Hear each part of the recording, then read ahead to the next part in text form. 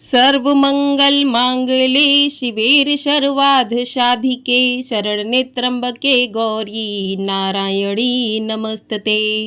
ओम दुर्गाय नमः। आप सभी को नवरात्रि के 5वें दिन की हार्दिक शुभकामनाएं। आप सभी पर माँ भवानी अपनी कृपा सदैव बनाए रखें। आज की वीडियो में आप सुनेंगे दुर्गा सप्तशती पाठ का 9वां और 10वां अध्याय। तो आप सभी लोग वीडियो में बने रहिएगा और वीडियो को पूरा जरूर देखिएगा।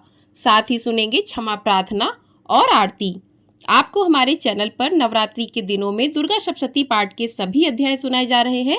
यदि आपने नहीं सुने हैं तो आप जाकर सुन सकते हैं। और नवरात्रि के 9 दिन की 9 माता की कथाएं भी सुनाई जा रही हैं, तो आप लोग उन्हें भी अवश्य सुनिएगा। आज नवरात्रि का 5वां दिन है और नवरात्रि के 5वें दिन माँ के 5वें स्वरूप माँ स्कंद माता का पूजन किया जाता है। तो पूजन की वीडियो और साथ ही कथा की वीडियो भी आपको हमारे चैनल पर मिल जाएगी, तो आप लोग जाकर सुन सकते हैं। आइए अब सुनते हैं श्री दुर्गा सप्तशती पाठ का 9वां अध्याय। 9वें अध्याय में निशुंभ वध का वर्णन किया गया है। राजा ने कहा, भगवान आपने रक्त बीज के वध से संबंध रखने वाला देवी चरित्र का यह अद्भुत महात्म्य मुझे बतलाया। अब रक्त बीज के मारे जाने पर अत्यंत क्रोध में भरे हुए शुंभ और निशुंभ ने जो कर्म किया उसे मैं सुनना चाहता हूँ। ऋषि कहते हैं, राजन, युद्ध में रक्त बीज तथा अन्य दैत्य के मारे जाने पर शुंभ और निशुंभ के क्रोध की सीमा न रही। अपनी विशाल सेना इस प्रकार मारी जाती देख निशुंभ अमर्ष में भरकर देवी की ओर दौड़ा। उसके साथ असुरों की प्रधान सेना थी। उसके आगे पीछे तथा पार्श्व भाग में बड़े बड़े असुर थे, जो क्रोध से ओठ चबाते हुए देवी को मार डालने के लिए आए। महापराक्रमी शुंभ भी अपनी सेना के साथ मात्र गढ़ों से युद्ध करके क्रोधवश चंडिका को मारने के लिए आ पहुंचा। तब देवी के साथ शुंभ और निशुंभ का घोर संग्राम छिड़ गया। वे दोनों दैत्य मेघों की भांति बाणों की भयंकर वृष्टि कर रहे थे। उन दोनों के चलाए हुए बाणों को चंडिका ने अपने बाणों के समूह से तुरंत काट डाला और शस्त्र समूहों की वर्षा करके उन दोनों दैत्यपतियों के अंगों में भी चोट पहुंचाई। निशुंभ ने तीखी तलवार और चमकती हुई ढाल लेकर देवी के श्रेष्ठ वाहन सिंह के मस्तक पर प्रहार किया। अपने वाहन को चोट पहुंचने पर देवी ने क्षुप्र नामक बाण से निशुंभ की श्रेष्ठ तलवार तुरंत ही काट डाली और उसकी ढाल को भी, जिसमें 8 चांद जड़े थे, खंड खंड कर दिया। ढाल और तलवार के कट जाने पर उस असुर ने शक्ति चलाई, किंतु सामने आने पर देवी ने चक्र से उसके भी 2 टुकड़े कर दिए। अब तो निशुंभ क्रोध से जल उठा और उस दानव ने देवी को मारने के लिए शूल उठाया, किंतु देवी ने समीप आने पर उसे भी मुक्के से मारकर चूर कर दिया। तब उसने गदा घुमाकर चंडी के ऊपर चलाई, परंतु वह भी देवी के त्रिशूल से कटकर भस्म हो गई। तदंतर दैत्यराज निशुंभ को फरसा हाथ में लेकर आते देख देवी ने बाण समूह से घायल कर धरती पर सुला दिया। उस भयंकर पराक्रमी भाई निशुंभ के धराशायी हो जाने पर शुंभ को बड़ा क्रोध हुआ और अंबिका का वध करने के लिए वह आगे बढ़ा। रथ पर बैठे बैठे ही उत्तम आयुधों से सुशोभित अपनी बड़ी बड़ी 8 अनुपम भुजाओं से समूचे आकाश को ढककर वह अद्भुत शोभा पाने लगा। उसे आते देख देवी ने शंख बजाया और धनुष की प्रत्यंचा का भी अत्यंत दुस्सह शब्द किया। साथ ही अपने घंटे के शब्द से, जो समस्त दैत्य सैनिकों का तेज नष्ट करने वाला था, संपूर्ण दिशाओं को व्याप्त कर दिया। तदंतर सिंह ने भी अपनी दहाड़ से, जिसे सुनकर बड़े बड़े गजराजों का भी महान मद दूर हो जाता था, आकाश, पृथ्वी और 10 दिशाओं को गुंजा दिया। फिर काली ने आकाश में उछलकर अपने दोनों हाथों से पृथ्वी पर आघात किया। उससे ऐसा भयंकर शब्द हुआ जिससे पहले के सभी शब्द शांत हो गए। तत्पश्चात शिवदूती ने दैत्यों के लिए अमंगलजनक अट्टहास किया। इन शब्दों को सुनकर समस्त असुर थर्रा उठे, किंतु शुंभ को बड़ा क्रोध हुआ। उस समय देवी ने जब शुंभ को लक्ष्य करके कहा, ओ दुरात्म, खड़ा रहे, खड़ा रहे। तभी आकाश में खड़े हुए देवता बोल उठे, जय हो जय हो। शुंभ ने वहां आकर ज्वालाओं से युक्त अत्यंत भयानक शक्ति चलाई। अग्निमय पर्वत के समान आती हुई उस शक्ति को देवी ने बड़े भारी लूके से दूर हटा दिया। उस समय शुंभ के सिंहनाद से तीनों लोग गूंज उठे। राजन, उसकी प्रतिध्वनि से वज्रपात के समान भयानक शब्द हुआ, जिससे अन्य सब शब्दों को जीत लिया। शुंभ के चलाए हुए बाणों के देवी ने और देवी के चलाए हुए बाणों के शुंभ ने अपने भयंकर बाणों द्वारा सैकड़ों और हजारों टुकड़े कर दिए। तब क्रोध में भरी हुई चंडिका ने शुंभ को सूल से मारा।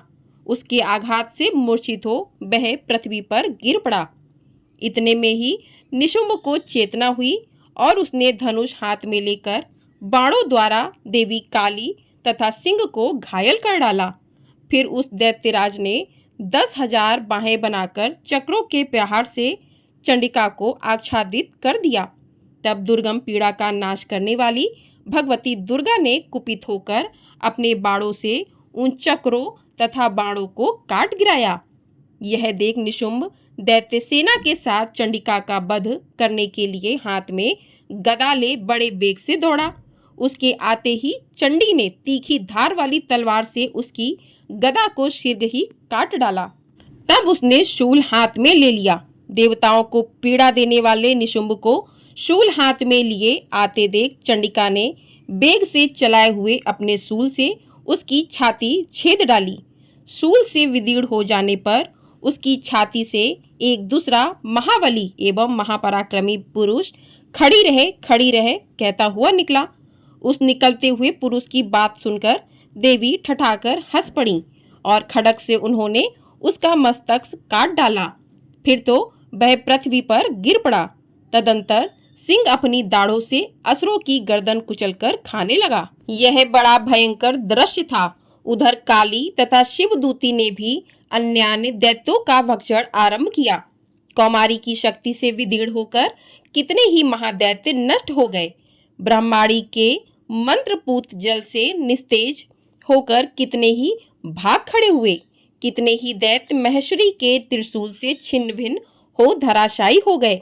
बाराही के थूथन से आघात से कितनों का पृथ्वी पर कचूमर निकल गया। वैष्णवी ने भी अपने चक्र से दानवों के टुकड़े टुकड़े कर डाले। ऐन्द्री के हाथ से छूटे हुए वज्र से भी कितने ही प्राणों से हाथ धो बैठे। कुछ असुर नष्ट हो गए, कुछ उस महायुद्ध से भाग गए तथा कितने ही काली शिवदूती तथा सिंह के ग्रास बन गए। इस प्रकार श्री मार्कंडे पुराण में सावर्णिक मनवंतर की कथा के अंतर्गत देवी महात्म्य में निशुंभ वध नामक 9वां अध्याय पूर्ण हुआ। बोलिए भवानी माँ जगदम्बा की जय। आइए अब सुनते हैं 10वां अध्याय, जिसमें शुंभ वध का वर्णन किया गया है। ऋषि कहते हैं, राजन, अपने प्राणों के समान प्यारे भाई निशुंभ को मारा गया देख तथा सारी सेना का संहार होता जान शुंभ ने कुपित होकर कहा, दुष्ट दुर्गे, तू बल के अभिमान में आकर झूठ मूठ का घमंड ना दिखा। तू बड़ी माननी बनी हुई है, किंतु दूसरी स्त्रियों के बल का सहारा लेकर लड़ती है। तभी देवी बोली, ओ दुष्ट, मैं अकेली ही हूँ। इस संसार में मेरे सिवा दूसरी कौन है? देख, ये मेरी ही विभूतियां हैं, अथा मुझ में ही प्रवेश कर रही हैं। तदंतर ब्रह्माणी आदि समस्त देवियां अंबिका का देवी के शरीर में लीन हो गईं। उस समय केवल अंबिका देवी ही रह गईं। देवी बोली, मैं अपनी ऐश्वर्य शक्ति से अनेक रूपों में यहाँ उपस्थित हुई हूँ। उन सब रूपों को मैंने समेट लिया। अब अकेली ही युद्ध में खड़ी हूँ, तुम भी स्थिर हो जाओ। ऋषि कहते हैं, तदंतर देवी और शुंभ दोनों में सब देवताओं तथा दानवों के देखते देखते भयंकर युद्ध छिड़ गया। बाणों की वर्षा तथा तीखे शस्त्रों एवं दारुण अस्त्रों के प्रहार के कारण उन दोनों का युद्ध सब लोगों के लिए बड़ा भयानक प्रतीत हुआ।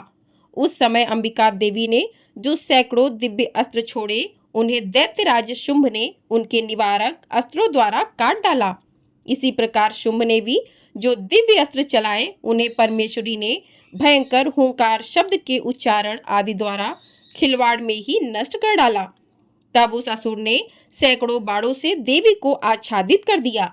यह देख क्रोध में भरी हुई उन देवी ने भी बाण मारकर उसका धनुष काट डाला। धनुष कट जाने पर फिर दैत्यराज ने शक्ति हाथ में ली, किंतु देवी ने चक्र से उसके हाथ की शक्ति को काट गिराया। तत्पश्चात दैत्यों के स्वामी शुंभ ने 100 चांद वाली चमकती हुई ढाल और तलवार हाथ में ले उस समय देवी पर धावा किया। उसके आते ही चंडिका ने अपने धनुष से छोड़े हुए तीखे बाणों द्वारा उसकी सूर्य किरणों के समान उज्जवल ढाल और तलवार को तुरंत काट दिया। फिर उस दैत्य के घोड़े और सारथी मारे गए। धनुष तो पहले ही कट चुका था, अब उसने अंबिका को मारने के लिए उद्यत हो भयंकर मुदगर हाथ में लिया। उसे आते देख देवी ने अपने तीक्ष्ण बाणों से उसका मुदगर भी काट डाला। इस पर भी वह असुर मुक्का तानकर बड़े बेग से देवी की ओर झपटा। उस दैत्यराज ने देवी की छाती में मुक्का मारा। तब उन देवी ने भी उसकी छाती में एक छाटा जड़ दिया। देवी का थप्पड़ खाकर दैत्यराज शुंभ पृथ्वी पर गिर पड़ा, किंतु पुनः सहसा पूर्ववत उठकर खड़ा हो गया।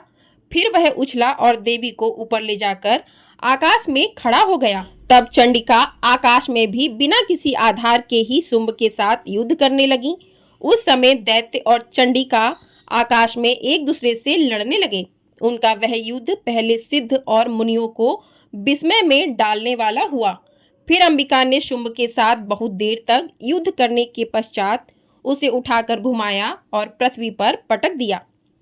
पटके जाने पर पृथ्वी पर आने के बाद वह दुष्टात्मा दैत्य पुनः चंडिका का वध करने के लिए उनकी ओर बड़े बेग से दौड़ा। तब समस्त दैत्यों के राजा शुंभ को अपनी ओर आते देख देवी ने त्रिशूल से उसकी छाती छेद कर उसे पृथ्वी पर गिरा दिया। देवी के शूल की धार से घायल होने पर उसके प्राण पखेरु उड़ गए और वह समुद्रों, द्वीपों तथा पर्वतों सहित समूची पृथ्वी को कपाता हुआ भूमि पर गिर पड़ा। तदंतर उस दुरात्मा के मारे जाने पर संपूर्ण जगत प्रसन्न एवं पूर्ण स्वस्थ हो गया तथा आकाश स्वच्छ दिखाई देने लगा। पहले जो उत्पात सूचक मेघ और उल्कापात होते थे वे सब शांत हो गए तथा उस दैत्य के मारे जाने पर नदियां भी ठीक मार्ग से बहने लगीं। उस समय शुंभ की मृत्यु के बाद संपूर्ण देवताओं का हृदय हर्ष से भर गया और गंधर्वगण मधुर गीत गाने लगे। दूसरे गंधर्व बाजे बजाने लगे और अप्सराएं नाचने लगीं। पवित्र वायु बहने लगी, सूर्य की प्रभा उत्तम हो गई। अग्निशाला की बुझी हुई आग अपने आप प्रज्वलित हो उठी तथा संपूर्ण दिशाओं के भयंकर शब्द शांत हो गए। इस प्रकार श्री मार्कंडे पुराण में सावर्णिक मनवंतर की कथा के अंतर्गत देवी महात्म्य में शुंभवध नामक 10वां अध्याय पूर्ण हुआ। बोलिए मां जगदम्बा की जय। तो इस प्रकार से दुर्गा सप्तशती पाठ का अध्याय 9 और 10 पूरा हुआ। आप सभी पर मां भवानी जगदम्बा की कृपा सदैव ही बनी रहे। इसके बाद क्षमा प्रार्थना करेंगे कि यदि इस पाठ को करते समय कोई भी भूल चूक हो गई है तो मां से क्षमा प्रार्थना करेंगे। परमेश्वरी, मेरे द्वारा रात दिन सहस्त्रों अपराध होते रहते हैं, यह मेरा दास है। यूं समझकर मेरे उन अपराधों का तुम कृपा पूर्वक क्षमा करो। परमेश्वरी, मैं आवाहन नहीं जानता, विसर्जन करना नहीं जानता तथा पूजा करने का ढंग भी नहीं जानता, क्षमा करो। देवी सुरेश्वरी, मैंने जो मंत्रहीन, क्रियाहीन और भक्तिहीन पूजन किया है वह सब आपकी कृपा से पूर्ण हो। सैकड़ों अपराध करके भी जो तुम्हारी शरण में जगदम्ब कहकर पुकारता है उसे वह गति प्राप्त होती है जो ब्रह्मादि देवताओं के लिए भी सुलभ नहीं है। जगदम्बिके, मैं अपराधी हूँ, किंतु तुम्हारी शरण में आया हूँ। इस समय दया का पात्र हूँ, तुम जैसा चाहो करो। देवी परमेश्वरी, अज्ञान से, भूल से अथवा बुद्धि भ्रांत होने के कारण मैंने जो न्यूनता या अधिकता कर दी हो वह सब क्षमा करो और प्रसन्न हो। सच्चिदानंद स्वरूपा परमेश्वरी, जगन्न माता कामेश्वरी, तुम प्रेम पूर्वक मेरी यह पूजा स्वीकार करो और मुझ पर प्रसन्न रहो। देवी सुरेश्वरी, तुम गोपनीय से भी गोपनीय वस्तु की रक्षा करने वाली हो। मेरे निवेदन किए हुए इस जप को ग्रहण करो, तुम्हारी कृपा से मुझे सिद्धि प्राप्त हो।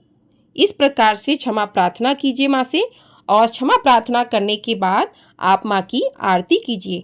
तो चलिए माँ भवानी की आरती शुरू करते हैं।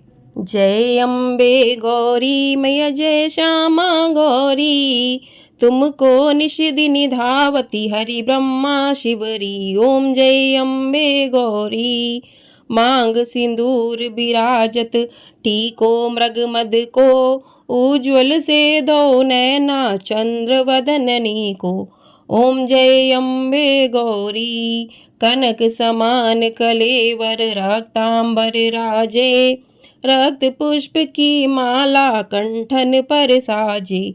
ओम जय अम्बे गौरी, केरी वाहन राजत खंडक खपर धारी, सुर नर मुनि जन सेवत तिनके दुख हारी। ओम जय अम्बे गौरी, कानन कुंडल शोभित नासाग्रे मोती, कोटिक चंद्र दिवाकर राजत समज्योति। ओम जय अम्बे गौरी, शुंभ निशुंभ बिडारे महिषासुर घाती, धूम्र विलोचन नैना निश दिन मदमाती। ओम जय अम्बे गौरी, चंड मुंड संहारे शोणित बीज हरे, मधुकैटभ दो मारे सुर वहीन करे। ओम जय अम्बे गौरी, ब्रह्माणी रुद्राणी तुम कमला रानी, आगम निगम बखानी तुम शिव पट रानी। ओम जय अम्बे गौरी, 64 योगिनी मंगल गावत नृत्य करत भैरव, बाजत ताल मृदंगा अरु बाजत डमरू। ओम जय अम्बे गौरी, तुम ही जग की माता तुम ही हो भरिता, भक्तन के दुख हरता सुख संपत्ति करता। ओम जय अम्बे गौरी, भुजाचार अति शोभित वर मुद्राधारी, मन वांछित फल पावत सेवत नर नारी। ओम जय अम्बे गौरी, कंचन थाल विराजत अगर कपूरवाती, श्रीमाल के तुम्हें राजत कोटि रतन ज्योति। ओम जय अम्बे गौरी, श्री अम्बे जी की आरती जो कोई नर गावे, कहत शिवानंद स्वामी सुख संपत्ति पावे। ओम जय अम्बे गौरी, मैया जय अम्बे गौरी, मैया जय श्यामा गौरी, तुमको निश दिन धावती हरि ब्रह्मा शिवरी। ओम जय अम्बे गौरी, बोलिए अम्बे मैया की जय, बोलिए शेरावाली मैया की जय, बोलिए माँ स्कंद माता की जय। तो इस प्रकार से आरती संपूर्ण करें। तो इस प्रकार से दुर्गा सप्तशती पाठ का 9वां और 10वां अध्याय क्षमा प्रार्थना और आरती पूर्ण हुई। तो आपको ये वीडियो यदि पसंद आई है तो वीडियो को लाइक अवश्य कर दीजिएगा। चैनल पर पहली बार आए हैं तो चैनल को सब्सक्राइब कर दीजिएगा। आपको हमारे चैनल पर दुर्गा सप्तशती पाठ के सभी अध्याय सुनाए गए हैं। पिछले जो भी अध्याय हैं 1 से लेकर 8 तक सारे अध्याय सुनाए जा चुके हैं। आपने यदि नहीं सुने हैं तो आप लोग जाकर सुन सकते हैं। और दुर्गा सप्तशती पाठ किस प्रकार से करना चाहिए वो पहले अध्याय में बताया है आप लोगों को, तो आप लोग उसे जाकर अवश्य देखिएगा, अवश्य सुनिएगा। उसमें आप लोगों को सारी जानकारी प्राप्त हो जाएगी। और आप ये अध्याय जो है आप प्रतिदिन भी सुन सकते हैं या फिर आप एक दिन में भी सभी अध्याय पढ़ या सुन सकते हैं। उससे भी आपको माता रानी का पूर्ण आशीर्वाद प्राप्त होता है। तो आज जो है नवरात्रि का 5वां दिन है, माँ स्कंद माता का पूजन किया जाता है। कल नवरात्रि का 6ठा दिन रहेगा। तो छठे दिन आपको माँ कात्यायनी की पूजा विधि की वीडियो, माँ कात्यायनी की कथा और आरती की वीडियो भी आपको हमारे चैनल पर मिलेगी। और कल सुनेंगे दुर्गा सप्तशती पाठ का 11वां अध्याय। तो नवरात्रि के कौन से दिन दुर्गा सप्तशती पाठ के कौन सा अध्याय करना चाहिए ये भी आपको हमारी पहली वीडियो में पता चल जाएगा कि कौन सा अध्याय किस दिन आपको पढ़ना अथवा सुनना चाहिए। यदि आपके पास समय है तो आप पूरा दुर्गा सप्तशती का पाठ एक दिन में समाप्त कर सकते हैं। यदि आपके पास समय नहीं है, आप पूरे अध्याय प्रतिदिन नहीं पढ़ सकते हैं, तो आपको प्रतिदिन किन किन अध्यायों को पढ़ना चाहिए इस संपूर्ण जानकारी आपको हमारी पहली वीडियो में मिल जाएगी। तो आप लोग उसको जाकर अवश्य देखिएगा। और आपको हमारे चैनल पर अष्टमी नवमी तिथि कब रहेगी, अष्टमी का व्रत आपको कब करना है, इसकी जानकारी भी दी जाएगी। तो चैनल को अपना ढेर सारा प्यार अवश्य दीजिएगा। चैनल को सब्सक्राइब नहीं किया है तो सब्सक्राइब कर लीजिए। वीडियो पसंद आई है वीडियो को लाइक अवश्य कर दीजिएगा। आपका एक लाइक हमारे लिए बहुत अधिक महत्वपूर्ण होता है। दोस्तों, तबीयत खराब होने के कारण आप लोगों को शायद मेरी आवाज़ सुनने में थोड़ी सी परेशानी का सामना करना पड़ रहा होगा, लेकिन इस टाइम मौसम इतना ज़्यादा ख़राब चल रहा है कि तबीयत ख़राब हो ही रही है, लेकिन आप लोगों के लिए फिर भी मैं वीडियो लेकर आ रही हूँ। बस माता रानी हम सभी पर अपना आशीर्वाद सदैव इसी प्रकार बनाए रखें। कमेंट बॉक्स में जय माता दी अवश्य लिखिएगा दोस्तों। जय माता दी।